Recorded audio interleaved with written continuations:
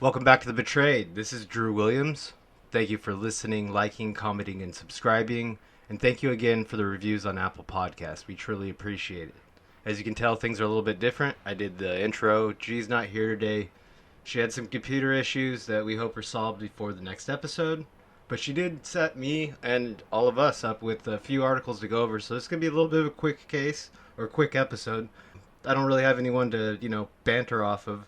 So I'm going to give a quick opinion on each article, and we'll just make it a quick one. So let's start off with a story from the Star Tribune from September 21st, 2020.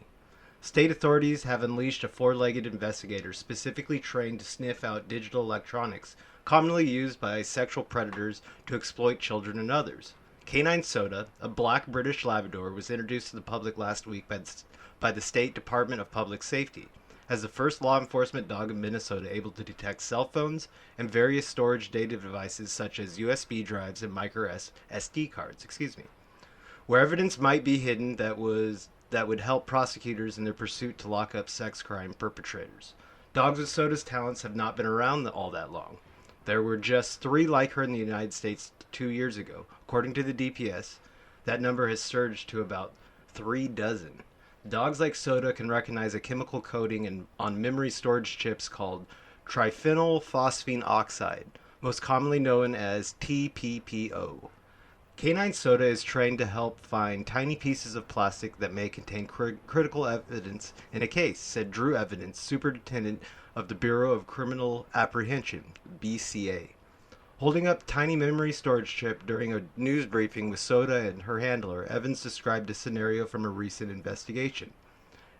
If a criminal took an item of evidence this small and you just threw it out into the grass and ran out of the house as we're there, it would be very difficult for any of us to find it, he said. She can find it readily and very quickly for us. Since Soda started her work in May, she has been deployed on 10 investigations, including predatory crimes, homicides, financial offenses, and other cases that involve digital information storage devices. She located 21 pieces of potential electronic evidence, including a meticulously hidden cell phone from one homicide case, Evans said. BCA Special Agent Lucas Munkelwitz, and if I pronounce that wrong, I'm sorry, is Soda's partner. He works in the agency predatory crime section. BCA agents first sweep a scene for obvious evidence, and then we send Canine Soda, Molshowitz said. But a human's 5 sentences during those sweeps for evidence can fail to find what a dog's nose can, Evans said. Years ago, when electronic evidence was becoming more prevalent, they were in very large computers. We knew where they were, but as we all transitioned to all of us having a smartphone, all of us having evidence that is this small that it can be inserted into a phone, criminals are very well adept. They know what we are looking for, and they know we're looking for this evidence. The dog is really going to take us years forward because her nose is much better and obviously than ours. The BCA received Soda thanks to nonprofit organization Operation Underground Railroad, a nonprofit that fights for sex trafficking. The California-based organization paid for $15,000 to buy and train her. The BCA covers the bill for her kennel and food and work equipment. Well, that's kind of interesting. Let's take 2 things from this. Well, it's amazing that dogs can do that and they can train them to find trace elements of this chemical on all these USB drives and things like that. That's going to be amazing for investigators. The only thing I got a question about is why Operation Underground Railroad donated that. They are considered a nonprofit, but no evidence has ever shown up about them actually rescuing the 5,000 kids they claim. Regardless, it's pretty cool that they bought this dog to track down that stuff. So we'll take what we can out of that. Let's move on to another one. This is a little bit more, this is I believe I'm pronouncing it right. This is from Shreveport, Louisiana. A disturbing trend is emerging in this era of virtual learning, a rise in online sexual predator cases. Louisiana Attorney General Jeff Landry says his office has seen a 200% increase in that crime since March. That's when the pandemic sent kids to computer devices instead of classrooms. So the Northwest Louisiana Human Trafficking Task Force has launched a campaign to warn parents called Project Risk. The acronym stands for Reliable Internet Safety for Kids.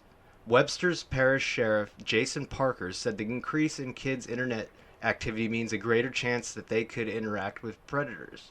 Parker advises always place your child's laptop, tablet, phone in a common area in the house. The predators cases develop when the child is usually messaging on an application with strangers when the guardian doesn't even know the child is online. He says the communication is another key for parents to protecting their children. Television viewers may be seeing a public service announcement with messages from law enforcement leaders. They offer advice on how to protect your children. Members of the task force will be available to meet with citizens, local government officials, community organizations, school boards, churches, and other groups to discuss Project Risk and internet safety, according to a news release from the U.S. Attorney's Office for the Western District of Louisiana.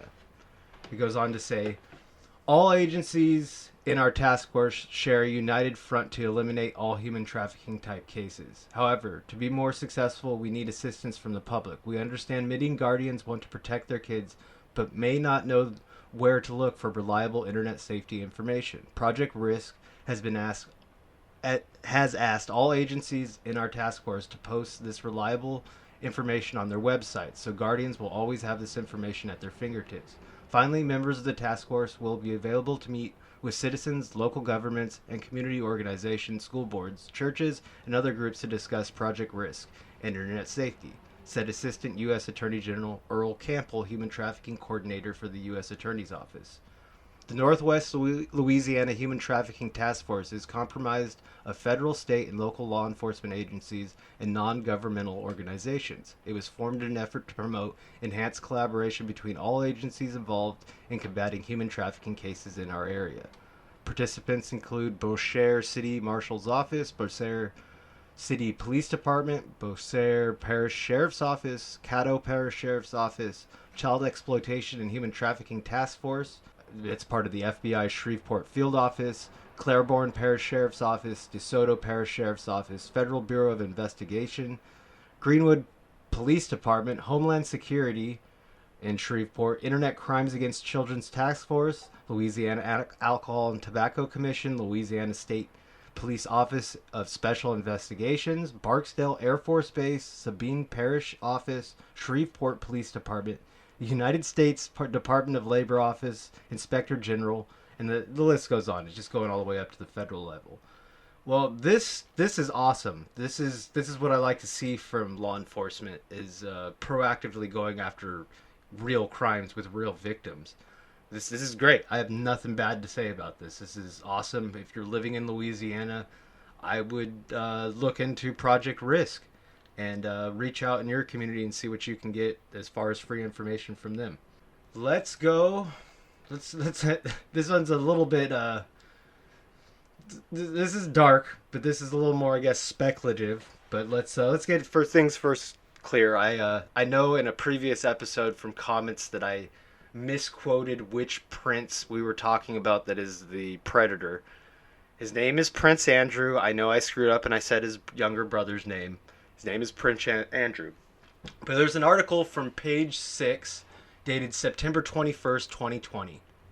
And its title is Prince Andrew, a Sex Addict and a Daring Lover, New Book Alleges. A bombshell book alleges Prince Andrew is a sex addict and a daring lover, according to women who claim they were intimate with the British royal after being introduced by late pedophile Jeffrey Epstein. Author Ian Halperin, I'm not sure if I'm saying that right, who will release Sex, Lies, and Dirty Money by the World's Powerful Elite Thursday, says he talked to at least a dozen of Andrew's alleged former flames. Halperin said most women painted Andrew as a perfect gent and said it was consensual. One woman said he was a very daring lover. There were no limits to where he would go in bed, she told me. Andrew rocked my world in the bedroom, but she felt disappointed because after that, she didn't hear from him again. I don't believe that statement at all. Halpern said one of Andrew's ex-lovers said he had a sex addiction because he was always second to Prince Charles. He compared his relationship with his brother to William and Harry. William is looked at as the royal material just like Charles, whereas he and Harry were the bad boys. This led to his playboy lifestyle, and he wasn't getting attention. It made him feel special to get these beautiful women in bed. Halpern says he uncovered no evidence that Andrew, who has denied allegations that he slept with Epstein's sex slave Virginia Roberts, had sex with underage women, but there is no doubt that Epstein provided girls to Andrew, and that was the reason they were friends. He has an obsession with redheads, and Epstein would have his scouts combing the streets for the most beautiful redheads before they met. But he alleges Andrew, who insists his friendship with Epstein was purely about business, began to fear Epstein. Halpern said Epstein got information on people and he used it against them. When he and Andrew last met in 2011, Andrew was on his hands and knees begging Epstein never to reveal anything about him. If Epstein had a prince on his knees, imagine the power he had over others. That last statement is really, really, really true. I mean, if he was on his knees begging, I mean, how many of these other people that haven't been released yet are doing the same thing? Wow, I can't believe people are defending him, but at the same time, I don't think it's untrue that he very well could have had normal, in quotations, consensual relationships with adults and also had pedophilic tendencies. I don't think that's out of the realm of possibilities. And I definitely agree with him that Epstein was providing adult women as well as children. I think that is something that a lot of people don't realize, that he was an all-around pimp. I think that the children were a smaller percentage of his clientele. Definitely the worst part of it, but I think there was far more adults involved, maybe being on the lines of adult sex slaves. But yeah, that's crazy. So let's wrap this up with one last one. I don't know if we talked about this before or not. This was reported back in August on the 27th in New Jersey, coming out of Cherry Hill, New Jersey. Camden Catholic High School teacher charged with sexual assault. Cherry Hill, New Jersey. A high school teacher has been charged for repeatedly sexually assaulting an underage victim that began when the victim was her 17-year-old student, according to Camden County officials. Bridget Sapera, 36, of Cherry Hill, was charged with second-degree sexual assault and endangering the welfare of a child. Sapera was also charged with sexual assault and endangering the welfare of a child for crimes that occurred in Gloucester Township. According to the court documents, the victim contacted detectives earlier this month, telling police Sapera initiated the relationship in January of 2019. The victim told police the relationship continued for 18 months, including about 60 sexual encounters in various locations throughout Cherry Hill, including different homes and a vehicle. Court documents say Sapera admitted to the sexual relationship when contacted by police. Sapera also served as the girls' lacrosse coach and was listed in a 2016-2017 school handbook as their chair of the Macaulay program, described on the school's website as an educational program for students with mild disabilities. Detectives said Sapera could face more charges. Sapera was transported to the Camden County Correctional Facility to await preliminary hearing on the charges. So that is terrifying. I'm guessing this didn't make headlines because she's not incredibly good looking. But yes, women are predators. Even if it was consensual, that was a predator. That was an adult woman preying on a child. And it's disgusting, and the double standard from our society is just absolutely insane. I hope this woman has, as they say, the book thrown at her. I hope she never gets to work with children ever again. And personally, I hope her life is ruined. I do not feel sorry for her at all. Well, that's I think enough of me ranting.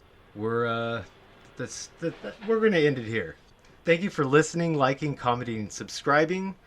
Thank you guys for the continued support. If you yourself have a story of betrayal that you would like to have told on the show, please reach out to us. On all our socials will be linked in the descriptions below. That's it. Much love. Peace. Banana Cats.